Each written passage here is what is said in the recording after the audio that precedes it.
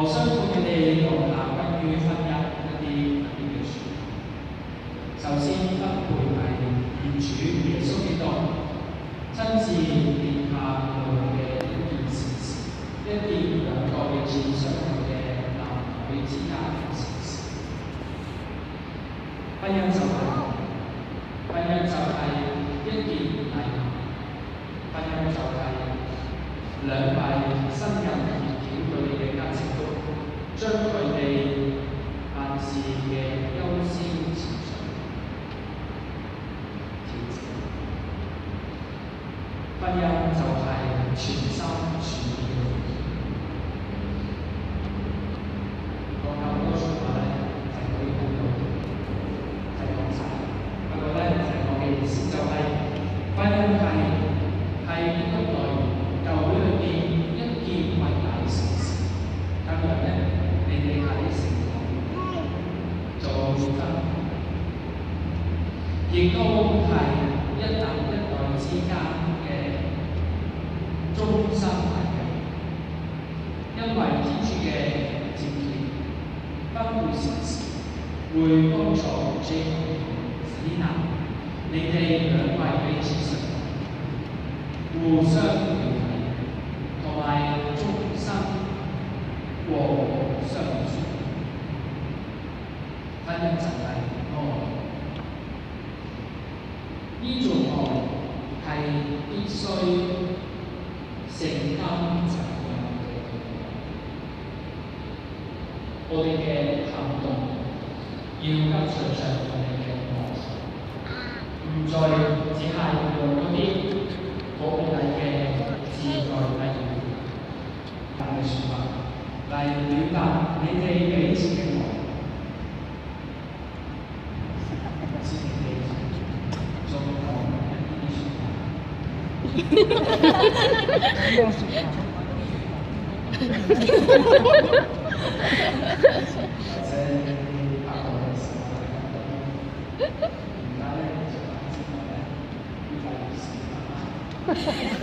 識溝通，怕醜，結婚怕醜。呢啲説話表達你哋嘅情愛，但係無論你哋做乜嘢，你哋所做嘅嘢都係為你嘅妻子、為你嘅丈夫、為你嘅小孩子而做。所以我嘅意思係，婚姻就係愛，而呢種愛會將你哋生命嘅一切由言語轉變到行動，就係太太會睇住丈夫所做嘅嘢咧，就係會清楚知道你睇住我，你會睇住太太所做嘅嘢咧，亦都實行㗎啦。你太太繼續愛我嗎？就係佢嘅我要繼續愛佢。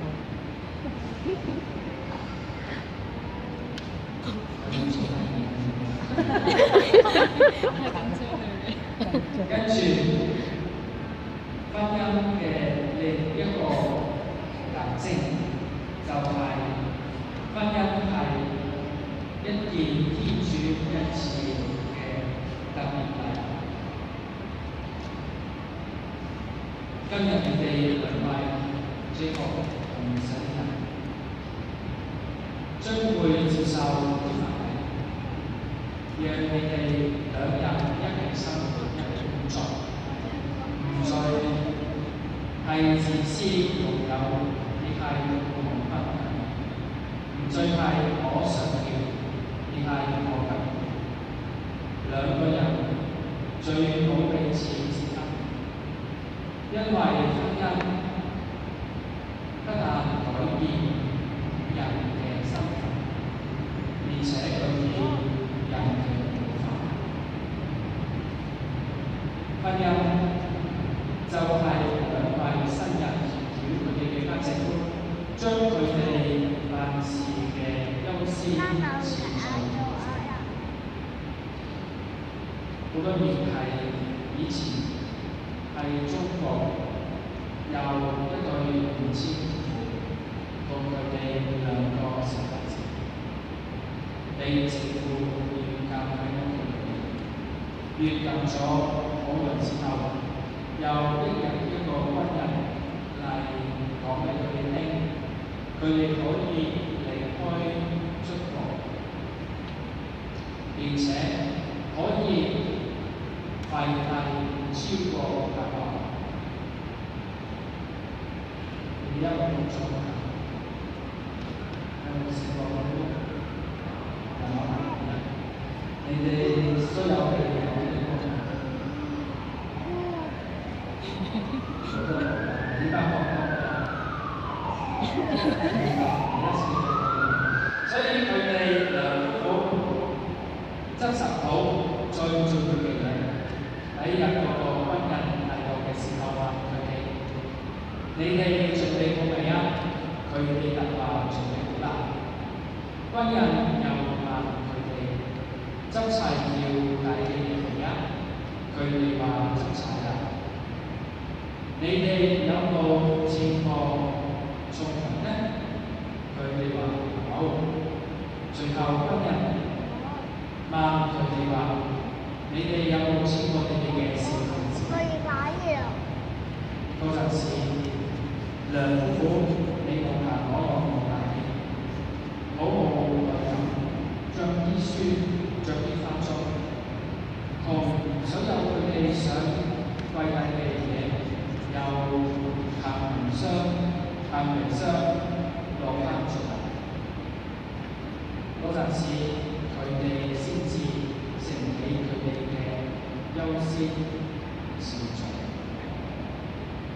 係婚姻裏面，丈夫、妻子同埋仔女係重要過任何嘢，重要過你哋嘅事，重要過自己嘅工作。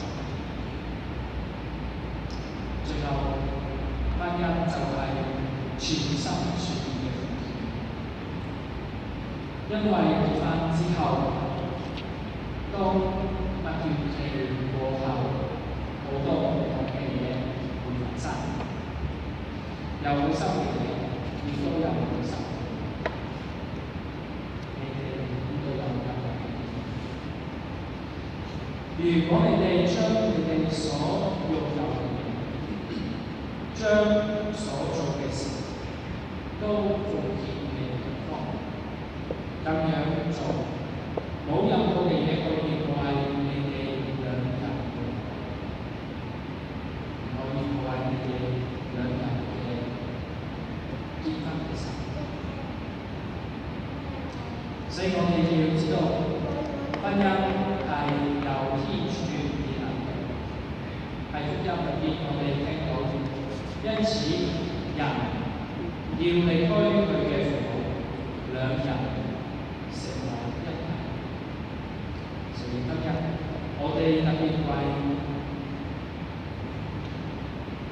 這個同埋史達，我哋喺呢度祈求天主祝福婚姻。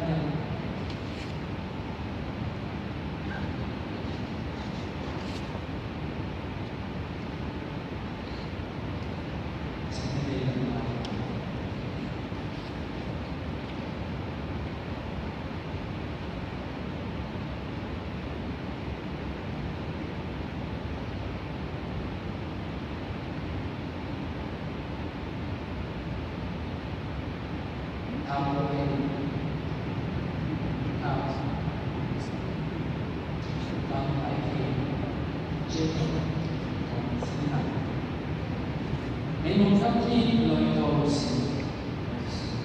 堂，在天主及教會聖公家長和各位聖教面前，係你分嘅。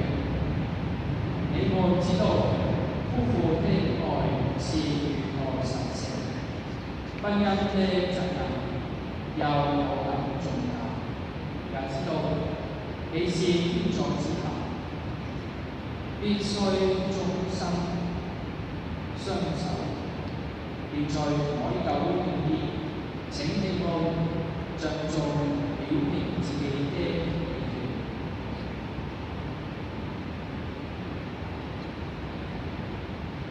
塔羅尼先生，你是9支粵語，諗麗琪小姐，結懷夫婦。諗麗琪小姐，你是9支粵語，塔羅尼先生，結懷夫婦。你們係現選擇了婚姻生活嗎？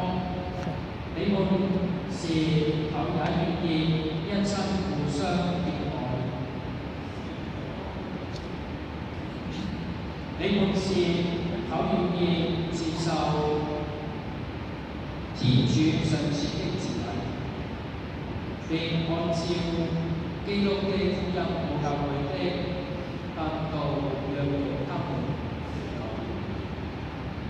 你們兩位你願意結懷夫婦，就請你們彼此握着手，在天主及教會面前互相建立你們的婚姻版嘅。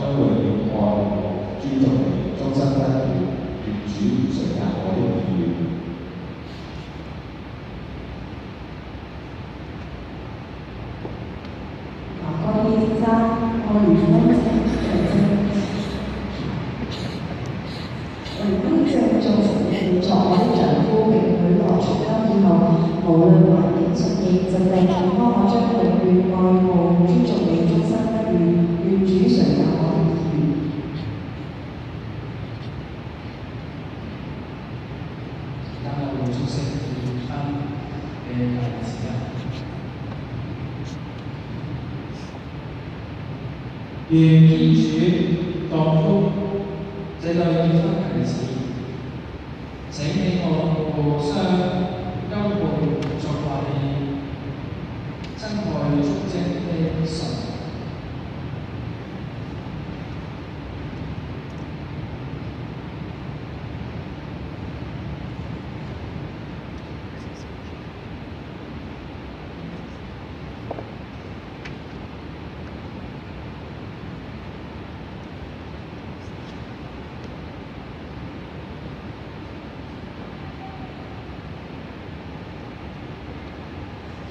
Salina， 我對大上四孩子表示我對忠貞的愛情，主助我。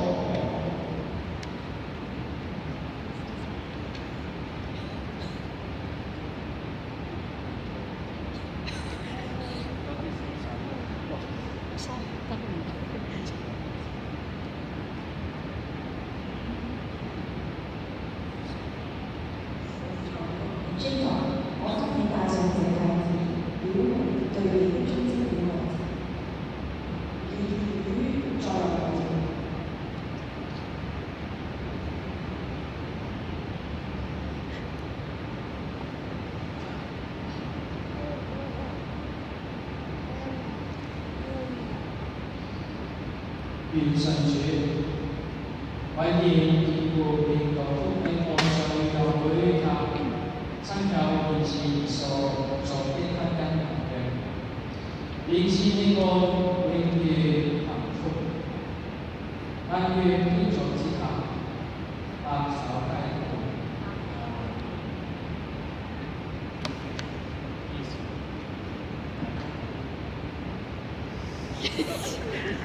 老。